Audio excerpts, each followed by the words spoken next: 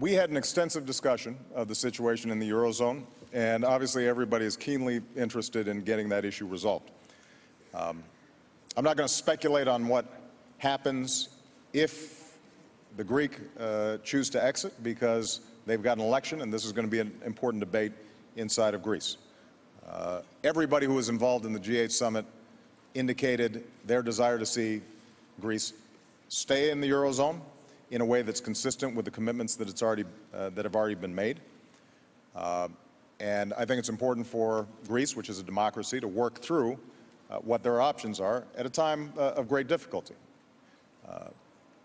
I think we all understand, though, what's at stake. What happens in Greece has an impact here in the United States. Businesses are more hesitant to invest if they see a lot of uncertainty looming across the Atlantic, because they're not sure whether that's going to mean a further global slowdown, and we're already seeing very slow growth rates and, in fact, contraction in a lot of countries in Europe. So we had an extensive discussion about how do we strengthen the European project generally in a way that does not harm world economic growth, but instead moves it forward. And I've been clear, I think, in not just this week, but over the last 2 years about what I think needs to be done. We've got to put in place firewalls that ensure that countries outside of Greece that are doing the right thing aren't harmed just because markets are skittish and nervous. We've got to make sure that banks are recapitalized in Europe so that investors have confidence. And we've got to make sure that there is a growth strategy to go alongside the need for fiscal discipline, as well as a monetary policy that is promoting the capacity of countries like a Spain or an Italy that have put in place some very tough targets and some very tough policies to also offer their constituencies a prospect for the economy improving, job growth increasing, incomes expanding, even if it may take a little bit of time.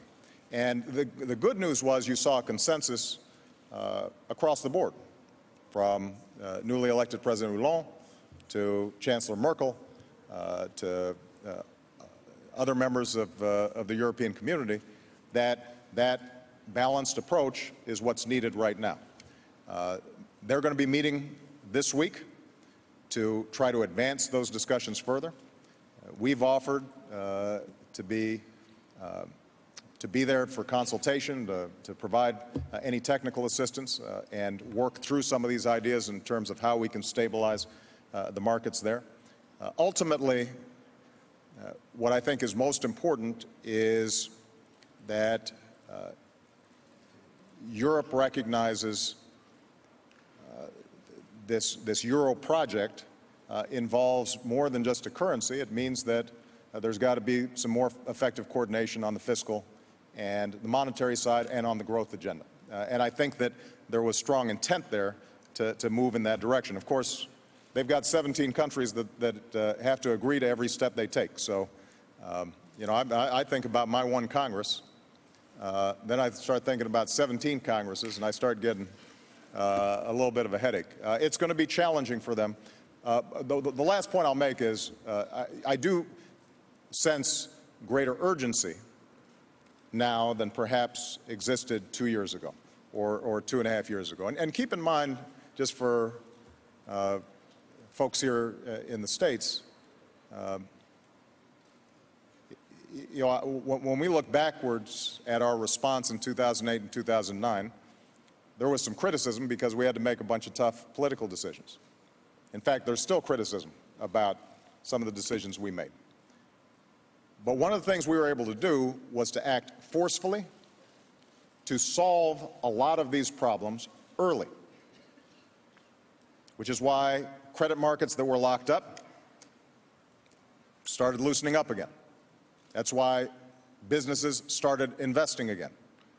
That's why we've seen job growth of over 4 million jobs over the last 2 years. That's why corporations are making money, and that's why we've seen strong economic growth for a long time. And so acting forcefully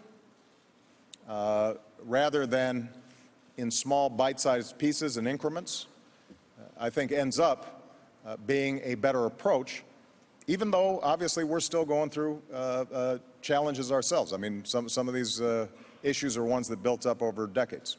All right?